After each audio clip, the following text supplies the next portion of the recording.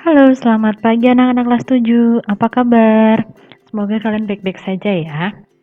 Nah, kita ketemu lagi di kelas PPKN. Di kelas PPKN kali ini kita masih membahas mengenai peran norma dalam mewujudkan keadilan. Nah, kemarin kita sudah mempelajari mengenai norma dalam masyarakat dan juga pelanggaran norma. Jadi di hari ini kita akan mempelajari tentang arti penting norma dalam mewujudkan keadilan dan juga pelaksanaan norma. Oke, langsung saja kita lihat apa itu arti penting norma dalam mewujudkan keadilan. Sebelumnya, keadilan adalah setiap orang yang harus diperlakukan sesuai dengan hak-haknya dan tidak diperlakukan secara sewenang-wenang. Jadi keadilan di sini maksudnya adalah kita tidak boleh memperlakukan orang-orang lain itu secara sewenang-wenang karena setiap orang itu mempunyai hak masing-masing ya. Misalkan nih, kita di rumah ada pembantu atau ada mbak, ada bude gitu yang membantu pekerjaan rumah tangga kita. Nah, jangan mentang-mentang kita atau orang tua kita membayar mereka, kita langsung memperlakukan mereka dengan sewenang-wenang. Misalkan nih, haknya itu atau tugasnya hanya untuk bersih-bersih rumah atau untuk memasak gitu ya. Tapi kita sewenang-wenang, Kak, masakannya nggak enak, kita pukul. Bersihin kamar kita nggak bersih atau ada barang yang mungkin kita lupa naruh, kita langsung main tuduh si mbak atau pembantunya ini mencuri. Nah, itu suatu tindakan yang tidak boleh kita lakukan karena itu melanggar hak-hak seseorang dan juga itu kita menunjukkan perilaku yang tidak adil. Jadi kita tetap harus adil, kita harus menghargai hak-hak orang, baik itu orang-orang tersebut tuh lebih kaya, lebih miskin, lebih cerdas atau lebih dari kita harus tetap baik, harus adil juga. Lalu, norma diperlukan dalam kehidupan masyarakat untuk melindungi kepentingan-kepentingan manusia sehingga dapat terwujud ketertiban dan kedamaian dalam kehidupan. Seperti yang sudah dibahas sebelumnya bahwa norma itu secara tidak langsung dapat dikatakan sebagai peraturan yang tidak tertulis dalam masyarakat ya. Nah, tanpa norma ini bisa dibayangin dong apa yang akan terjadi di dalam masyarakat kita. Gak akan ada ketertiban, gak akan ada kedamaian dalam kehidupan. Gak ada yang namanya kita bersikap adil, sopan terhadap sesama. Jadi dengan adanya norma ini, maka kehidupan di masyarakat kita menjadi lebih terlindungi dan terciptalah ketertiban dan juga kedamaian dalam kehidupan kita. Berikutnya kita akan membahas mengenai perilaku yang sesuai dengan norma. Mengimplementasikan norma-norma yang ada dalam kehidupan sehari-hari tentunya akan membantu kita untuk mewujudkan kehidupan yang diinginkan. Nah, contohnya, perilaku yang dapat kita lakukan di lingkungan sekolah supaya lingkungan sekolah menjadi lebih tertib, lebih damai ya. Salah satunya dengan mematuhi tata tertib sekolah, yaitu berpakaian sesuai dengan peraturan sekolah. Kalau kalian sudah masuk sekolah nih, hari Senin memakai seragam OSIS, untuk yang cewek memakai rok di bawah lutut, tidak boleh di atas lutut. Nah, itu suatu tata tertib yang harus kalian patuhi. Tidak boleh ngecat rambut, ya kalian harus mematuhinya juga. Rambutnya harus yang warna alami. Kalau alaminya hitam, ya sudah biarkan hitam, gak usah dicat warna merah atau warna-warna yang lain. Yang kedua, berdoa sebelum dan sesudah melakukan kegiatan belajar. Ini pasti kita lakukan ya, pasti kita ada morning devotion dan sebelum pulang pasti kita juga berdoa. Yang ketiga, mendengarkan dan mematuhi perintah guru selama kegiatan belajar. Nah, di sini banyak guru pasti minta kalian untuk selama guru ini menjelaskan, tolong kalian diam dulu supaya bisa mendengarkan penjelasan bapak atau ibu guru dengan lebih jelas. Lalu yang keempat adalah melaksanakan kewajiban piket membersihkan kelas. Di sini juga menunjukkan solidaritas kita, hak-hak kita dan kewajiban kita sebagai anggota kelas untuk menjaga kebersihan setiap kelas dan mengerjakan tes dengan jujur. Ini menunjukkan integritas kita sebagai warga negara yang baik, salah satunya dengan mengerjakan tes dengan jujur. Ini adalah beberapa perilaku yang sesuai dengan norma yang dapat kita wujudkan di lingkungan sekolah.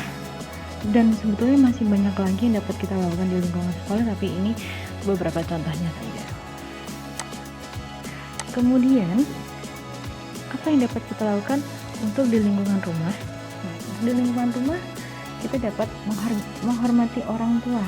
Jadi jangan langsung orang tua mungkin kurang paham dengan kondisi kita, mungkin hanya ingin kita belajar supaya nilai kita baik.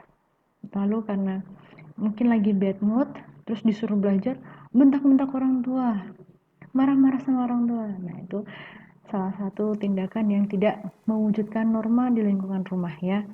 Jadi kita harus menghormati orang tua, karena apapun itu, baik buruknya orang tua, ya mereka lah yang akan membesarkan kita, mendidik kita. Kemudian membantu mengerjakan pekerjaan rumah dengan ikhlas, tanpa imbalan ya. Kan rumah juga milik bersama, jadi kita harus saling membantu satu sama lain. Yang ketiga adalah menaati peraturan rumah yang telah disepakati oleh keluarga. Nah, ini biasanya dalam setiap keluarga ada yang peraturannya itu tertulis, tapi ada juga yang tidak ya. Itu tergantung masing-masing keluarga mau bagaimana. Tapi biasanya sih tidak tertulis, dan biasanya mama atau ibu yang suka ngomong-ngomong nih, misalkan bangun tidur tuh ya tempat tidurnya dirapikan, jangan asal ditinggal aja udah nanti yang ngerapiin biar membantu. Biasanya kan ada yang gitu ya. Jadi secara nggak langsung itu adalah peraturan yang dibuat oleh orang tua supaya kita menjadi lebih disiplin. Dan yang terakhir adalah melakukan kegiatan sehari-hari tanpa melupakan kewajiban sebagai anggota keluarga. Nah, kita sebagai anggota keluarga kan juga memiliki hak dan kewajiban. Salah satu kewajibannya dengan menghormati orang tua, membantu pekerjaan orang tua, atau yang lainnya. Nah, jadi setelah sekolah misalkan nih, tugas kita sebagai pelajar kan sekolah ya. Setelah belajar, kita bisa sedikit-sedikit membantu pekerjaan orang tua dengan membersihkan rumah, mencuci piring, mencuci baju sendiri, atau setrika baju sendiri. Nah, itu salah satu kewajiban sebagai anggota keluarga. Nah, lalu apa yang dapat kita lakukan di lingkungan masyarakat? Di sini sangat luas sekali untuk yang lingkungan masyarakat, tapi di sini ada 5 contoh. Yang pertama adalah mengucapkan permisi ketika melintasi orang yang lebih tua. Nah, terlebih kita yang di Salatiga atau yang di Jawa ya, itu biasanya orang-orang lewat sambil bilang nyuwun sewu gitu ya, sambil nunduk, terus tangannya rada lurusin gitu. Kita membungkuk lalu kita bilang nyuwun sewu atau bilang permisi Pak Bu. Nah, itu juga salah satu norma kesopanan. Kalau misalkan kita lewat depan orang tua, orang yang lebih tua gitu, terus nyelonong jalan aja atau lari, orang-orang akan menganggap kita, ini anak gak sopan banget sih, diajarin gak sih sopan santun sama orang tuanya. Nah, jadi ketika kita melintasi orang yang lebih tua, lebih baik kita bilang permisi Pak, permisi Bu, atau dalam bahasa Jawa bisa bilang nuwun sewu Pak, nuwun sewu Bu, misalkan seperti itu. Lalu yang berikutnya adalah saling menghargai dan tolong menolong.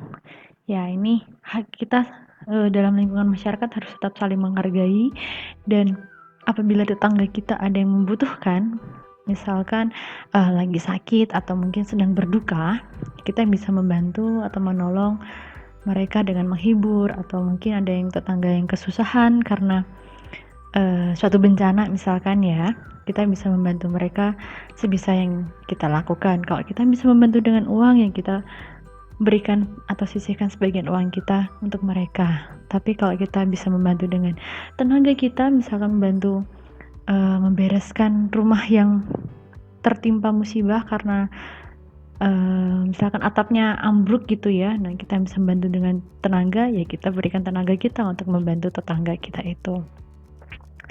Lalu yang berikutnya adalah berperilaku ramah dan menjaga tutur bahasa. Nah, berperilaku ramah dan menjaga tutur bahasa ini juga bisa menjadi gambaran dari keluarga kalian masing-masing. Kalau kalian berkata kasar, misal sering banget berkata kasar dan orang lain itu mendengarkan, bisa saja orang lain yang mendengarkan itu menilai bahwa ini keluarganya nggak beres, ini keluarganya pasti omongannya kayak gini nih, kasar banget. Nah, Beda kalau kita berperilaku ramah dan menjaga tutur bahasa kita supaya tetap sopan dan tidak berbicara kasar di tempat umum. Orang-orang akan menilai, wah ini orang tuanya didiknya bagus, keluarganya pasti baik-baik saja. Nah, ini juga satu menunjukkan nilai pribadi kita. Apakah kita pribadi yang baik atau pribadi yang kasar? Kemudian, yang D adalah bergaul dan memperlakukan orang lain dengan baik. Ya, ini seperti kita menghargai tetangga kita, tidak semena-mena. Jadi kita harus tetap bergaul dan memperlakukan orang lain dengan sebaik-baiknya, karena manusia itu juga ciptaan Tuhan dan setiap manusia mempunyai hak dan kewajiban yang harus kita hargai juga. Dan yang terakhir adalah mematuhi keputusan bersama dan menghargai perjanjian yang telah dibuat bersama. Jadi biasanya kalau dalam masyarakat tuh kadang kita ada musyawarah bersama ya. Nah, dalam musyawarah itu kita tidak boleh yang ngotot, pendapatku harus dilakukan, harus melakukan yang saya inginkan. Tidak seperti itu, tapi kita harus bermusyawarah bersama, lalu hasilnya dirumuskan bersama-sama, disepakati bersama, dan ketika sudah terjadi kesepakatan bersama-sama, maka kita harus menghargai hasilnya itu. Tidak boleh nanti di belakang menggerutu, ini harusnya gini-gini nih, atau bilang ideku tuh sebenarnya bagus banget, kenapa nggak dilakuin, dasar bla bla bla kayak gitu. Nah, itu tidak menunjukkan bahwa kalian menerapkan norma yang baik di lingkungan masyarakat. Ya, demikianlah anak-anak. Apa itu arti penting norma dalam mewujudkan keadilan dan juga pelaksanaan norma yang dapat kita lakukan baik di lingkungan sekolah, lingkungan di rumah maupun lingkungan di masyarakat. Semoga dengan penjelasan ini kalian semakin memahami pentingnya norma dalam mewujudkan keadilan dan kalian dapat berperilaku lebih baik untuk mewujudkan suasana yang damai, yang tentram, dan juga mewujudkan keadilan di lingkungan kalian. Apabila teman-teman atau anak-anak ada pertanyaan, nanti boleh langsung di chat atau mungkin di komen ya, dan kita akan membahasnya satu persatu di pertemuan berikutnya. Terima kasih atas perhatiannya dan sampai jumpa. Oh iya, jangan lupa tetap jaga kebersihan. Kalau keluar menggunakan masker, sering-sering cuci tangan, dan juga jangan lupa berdoa. Bye-bye.